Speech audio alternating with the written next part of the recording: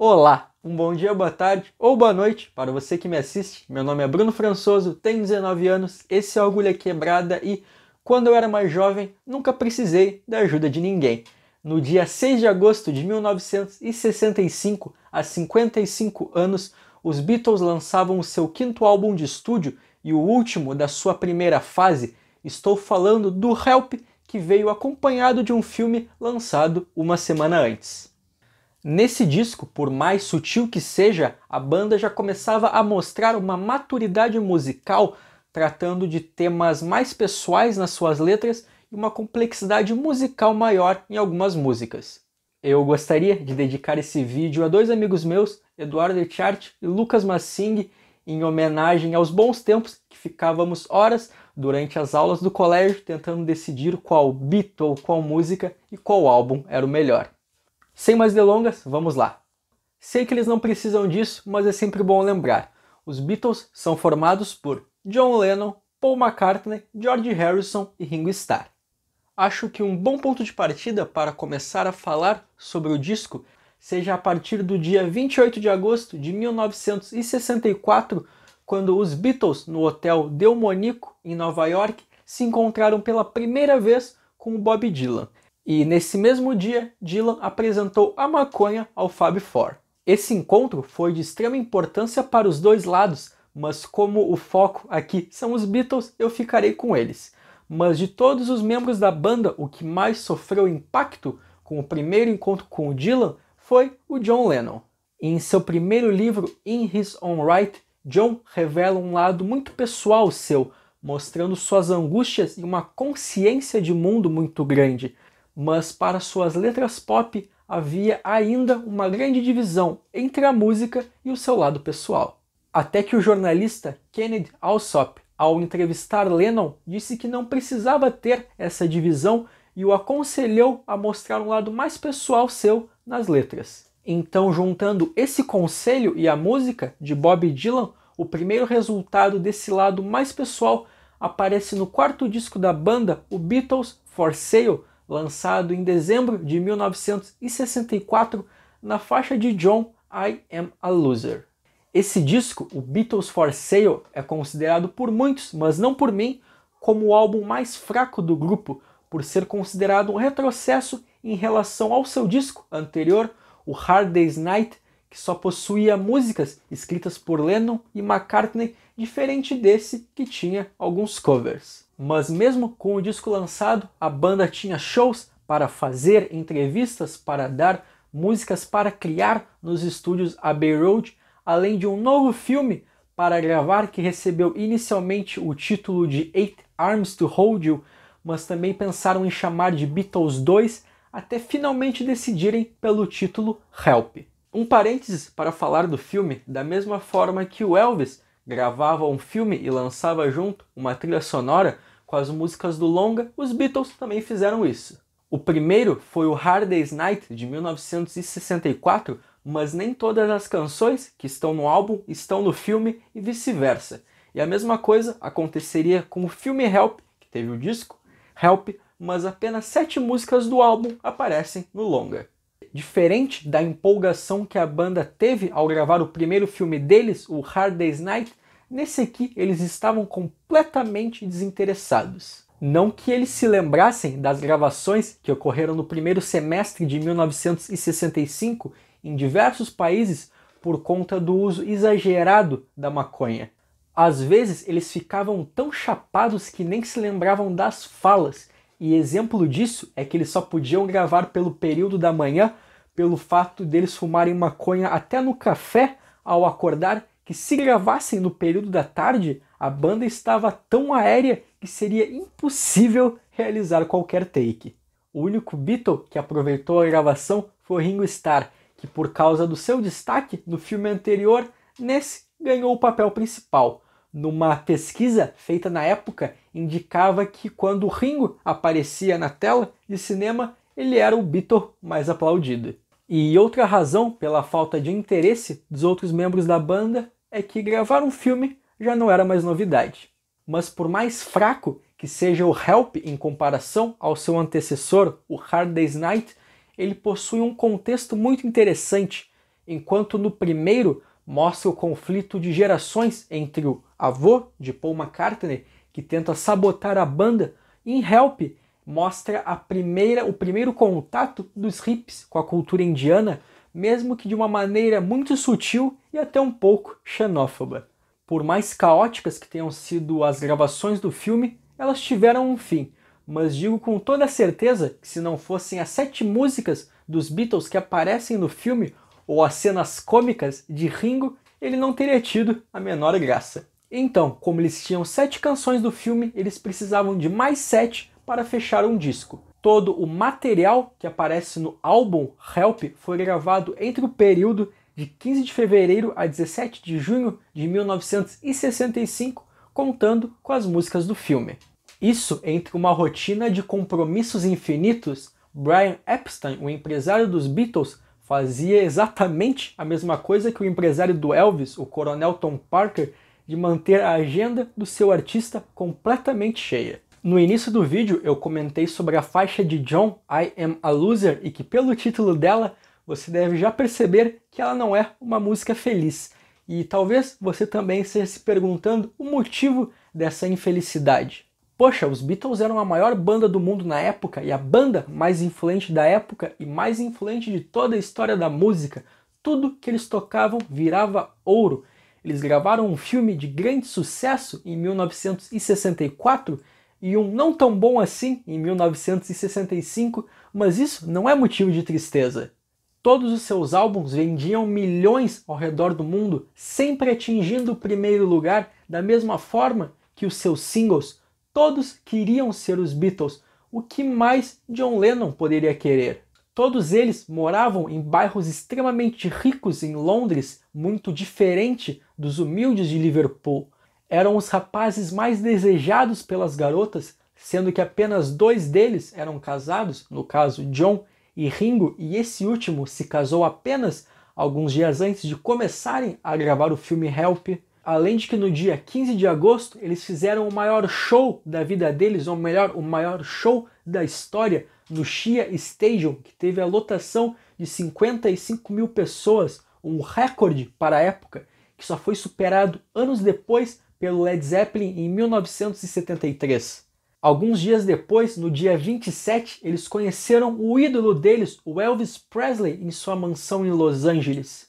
E algumas semanas depois, no dia 28 de outubro, a Rainha Elizabeth II tornou os 4 Beatles membros da Ordem do Império Britânico. O que mais eles poderiam querer?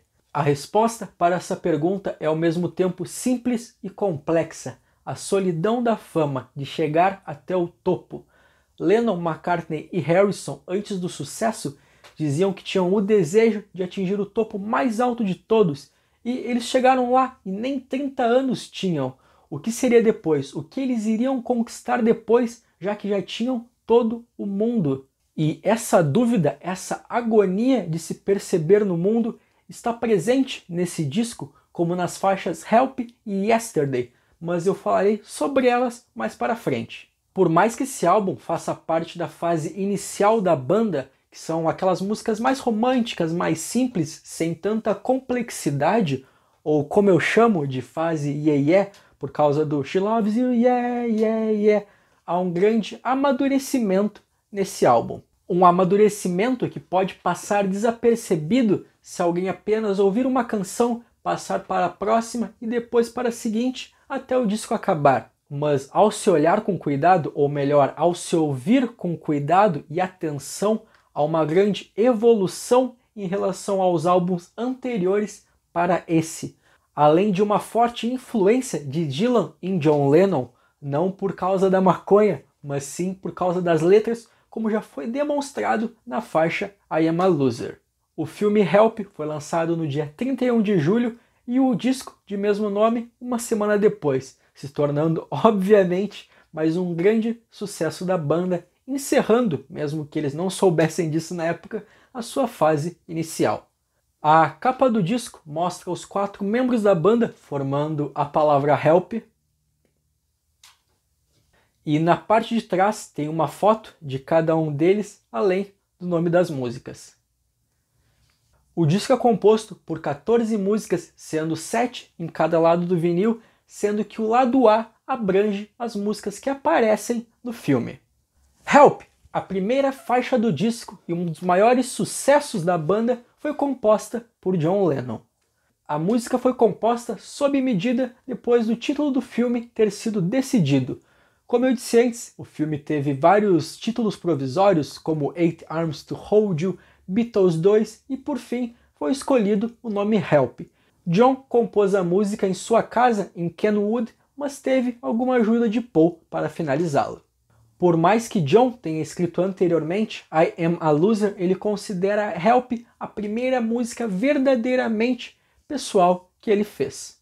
Por mais que a música tenha toda aquela estrutura de música pop com ritmo animado, com vocais felizes, a letra vai num caminho totalmente oposto e que acho que muitas pessoas na época nem repararam nisso. Tudo que eu falei anteriormente do desespero da fama, do que fazer depois de chegar ao topo, se encontra aqui. Não há nenhuma frase banal ou um simples eu te amo de música para adolescente. Essa canção é apenas um simples e sincero pedido de ajuda.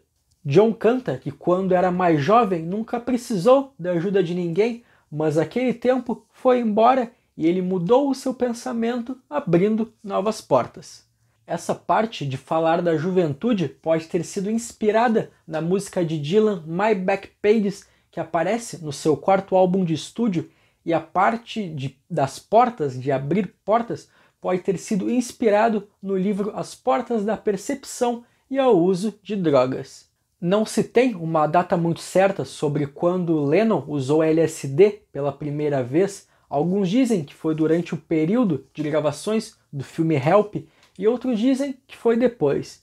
Eu acredito que tenha sido depois, pelo fato de não ver nenhuma referência ao uso do ácido em alguma música desse disco. Então eu acho que essa parte das portas eu acredito que tenha um significado muito mais poético do que alguma referência ao LSD. Um outro detalhe da letra é quando John canta sobre sua independência, dizendo que ela foi embora, obviamente fazendo referência à cobertura brutal que a mídia faz em cima não só dele, mas dos 4 Beatles. Talvez menos no Ringo. Por mais que na letra, como eu disse anteriormente, ela não possui nenhuma frase de música de adolescente, ela pode muito bem ser interpretada também como uma música de amor, com John cantando que fica muito feliz de ter a companhia de alguém e é muito grato por ela. Seu amigo de infância, Pete Shotton, que em 1965 passou vários finais de semana na casa de John e depois virou o seu secretário particular e ainda chegou a trabalhar na Apple, afirma que Lennon está agradecendo a ele. Além disso, a letra da música é composta por várias palavras não muito usuais na música pop e até um pouco longas, como inseguro, autoconfiante, reconhecimento, e o motivo disso é que a amante de John, a jornalista Maureen Cleave, reclamou que as músicas dos Beatles eram compostas por palavras de apenas uma sílaba, então John tentou impressioná-la, o que ele não conseguiu. Diferente das outras 6 músicas que aparecem no filme, Help foi a última a ser composta, porque, como eu disse, ela foi feita sob encomenda e foi gravada numa sessão de 4 horas nos estúdios Abbey Road no dia 13 de abril de 65. Com os outros membros da banda dizendo para Lennon acelerar a canção para deixá-la num formato mais pop, além de George Harrison acrescentar uma sequência de notas descendentes no estilo country semelhante a Chet Atkins de Nashville. Como eu falei, toda a música tem um clima animado, começando já extremamente para cima, com John assumindo o vocal principal e Paul e George cantando as palavras Help, mas quando ela cai nos versos, McCartney e Harrison cantam os versos antes de John, mas também servem de backing vocals. 5 anos depois, quando John gravou o seu disco de estreia, o Plastic Ono Band, ele reconheceu o incrível trabalho que fez em Help e como ela era ainda tão boa quanto naquela época. Mas em 1973 ele admitiu que gostaria de ter gravado a música de uma maneira diferente, mais lenta, deixando os sentimentos ali presentes mais claros. The Night Before, a segunda faixa do disco, é de autoria de Paul McCartney e é extremamente subestimada e foi pessimamente avaliada pelos críticos da época, o que eu acho uma pena porque eu gosto bastante dessa música. Ela já começa numa introdução bem animada para depois entrar os vocais principais de Paul na música, enquanto John e George cantam os versos ao fundo, The Night Before, e também servem de coro. Quando a música cai na ponte, apenas os vocais de Paul ficam, tendo um destaque maior a bateria de Ringo, e lá na metade há um solo de guitarra bem legal de George, além de que nessa música John toca um piano elétrico. Paul fala que acha que escreveu essa letra quando ainda morava na casa dos pais da sua namorada, Jenny Asher. Jenny era uma atriz em ascensão, o que para Paul era ótimo, pois demonstrava classe e permitia que ele pudesse fazer as suas próprias coisas. Mas sabe-se que alguns meses depois, Paul escreveu a música I'm Looking Through You, que reclama dessa independência de Jenny, dela ter a sua própria carreira, ao invés de só ficar com ele. E talvez The Night Before sejam os primeiros sinais desse rompimento, com Paul falando que na última noite que passou com o seu amor, tudo era verdadeiro, tudo era bom e que agora não é mais. Uma canção de amor animada, porém triste. Mas a inspiração da música pode ter sido qualquer coisa e não o relacionamento dele com Jenny. You've Got to Hide Your Love Away, a terceira faixa do disco, de autoria de John Lennon, que quer ser tão suave e triste que nem Paul e ao mesmo tempo quer ser Bob Dylan, tanto por causa da letra quanto por causa do violão, que possui um ritmo folk. Também é a primeira música do grupo que eles chamam alguém para tocar um instrumento, com exceção, obviamente, do seu produtor George Martin. Aqui há a participação de John Scott, que toca flauta e que surge no final da música de uma maneira muito bela e tranquila. Ela pode ser vista de uma maneira muito simples, muito linear, com o eu lírico reclamando da perda de sua amada e sente-se muito mal por isso. John conta que a parte do 2 feet small no manuscrito original estava escrito 2 feet tall, mas quando ele foi cantar a música para a primeira vez para Paul, acabou se confundindo, mas McCartney preferiu assim. No entanto, ela possui um significado muito maior por trás, que seria que John está cantando essa música para o empresário dos Beatles, o Brian Epstein, que era gay, que já teve uma paixão por John. Como a Inglaterra proibia atos homossexuais, seria como se Lennon estivesse alertando o empresário para ter mais cuidado. I Need You, a quarta faixa do disco, e por mais que George Harrison não goste dela ou tente esquecer de sua existência, eu faço questão de enaltecê-la por achar uma das melhores músicas do disco e uma das minhas favoritas de toda a carreira de George. Além disso, esse é o primeiro disco dos Beatles a ter duas composições de George Harrison. Antes disso, ele compôs a música Don't Bother Me, que aparece no segundo disco da banda, o With the Beatles, mas tirando ela, as músicas que George aparece cantando ou foram feitas por Lennon e McCartney ou são covers. Ela começa com um riff tocado na Rickenbacker de 12 cordas de George Harrison sob o acorde de Lá maior.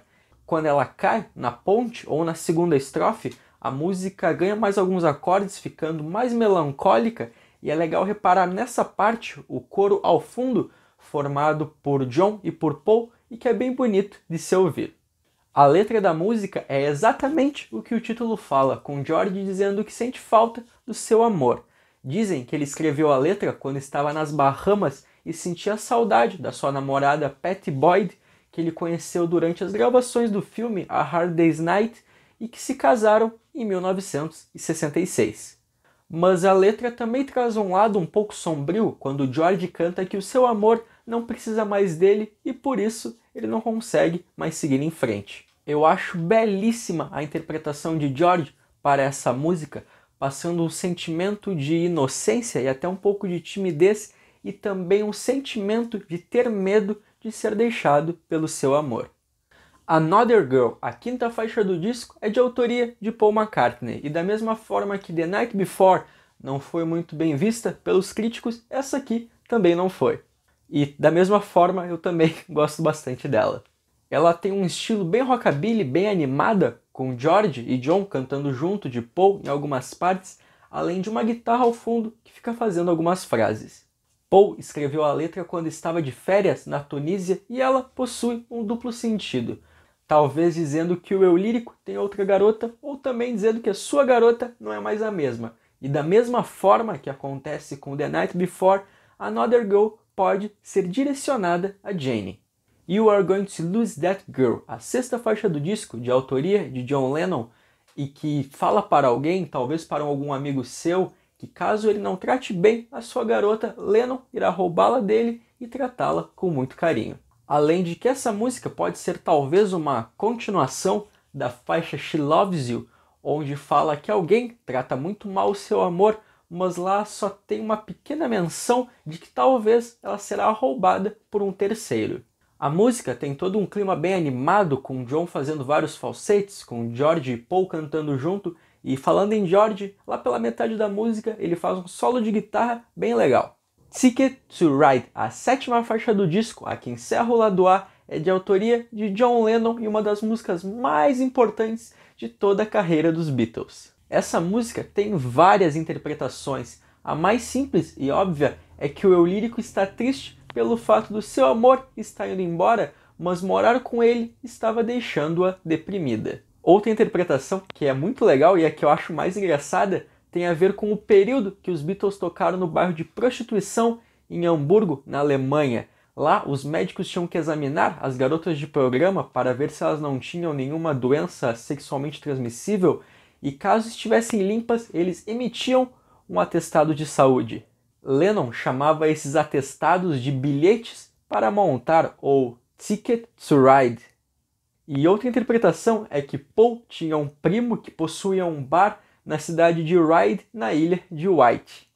Para a música em si, Lennon pegou o arpejo que George Harrison usou no final da faixa Hard Day's Night e o deixou mais lento.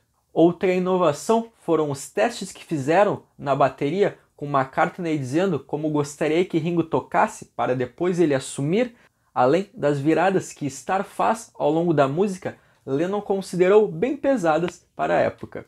Act Naturally, a oitava faixa do disco e a que abre o lado B, é um cover de Johnny Russell e Vonnie Morrison, cantada por Ringo Starr, que tem um clima bem animado e bem country que Ringo adorava. A letra também é sobre um tema que Ringo adora, que é o cinema, com o eu lírico cantando que vai ser uma grande estrela, vai fazer filmes, mas um detalhe muito interessante são os versos. Faremos um filme sobre um homem triste e sozinho, e tudo o que preciso fazer é agir naturalmente. Eu destaco esse trecho pois era exatamente assim que Ringo se sentia na banda, isolado dos outros membros e triste por duvidar da sua capacidade como baterista, e parece que essa música foi escrita exatamente para ele.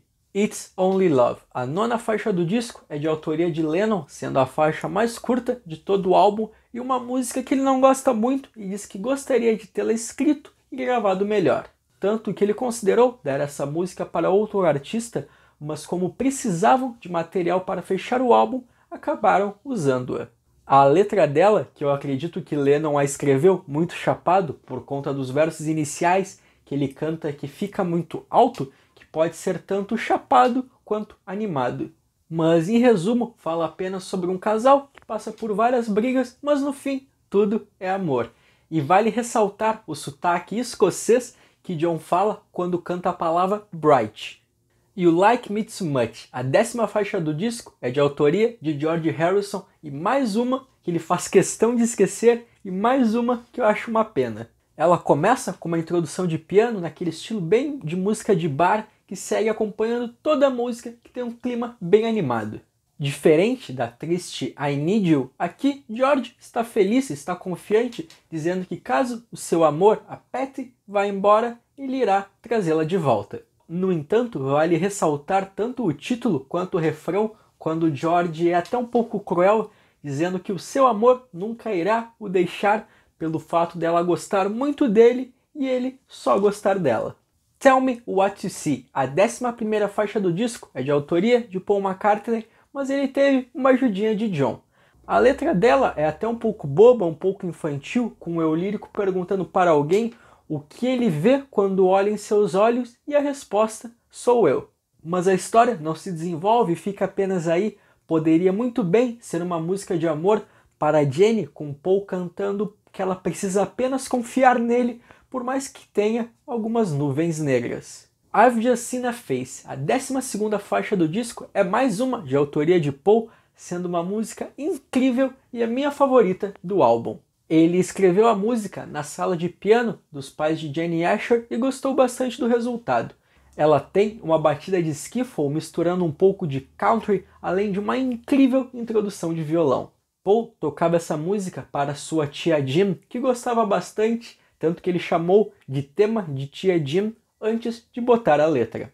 E falando na letra, ela fala sobre alguém que o eu lírico viu e acabou se apaixonando. Mas o meu destaque fica para a belíssima harmonia vocal que Paul faz. Yesterday, a 13ª faixa do disco e mais uma de Paul McCartney. E o que eu posso falar sobre a música mais regravada de toda a história? Um dia, quase 2 anos antes, Paul acordou na casa dos pais da Jenny Asher com a melodia de Yesterday na cabeça e a passou para o piano, mas ele jurou que já tinha ouvido antes em algum lugar, tinha certeza disso. Ele colocou um título bobo para ela, chamada Scrambled Eggs, e uma letra para cantarolar para as pessoas. Mas foi durante uma viagem a Portugal com Jenny Asher, quando já estavam trabalhando no álbum Help, que a letra de Yesterday finalmente veio.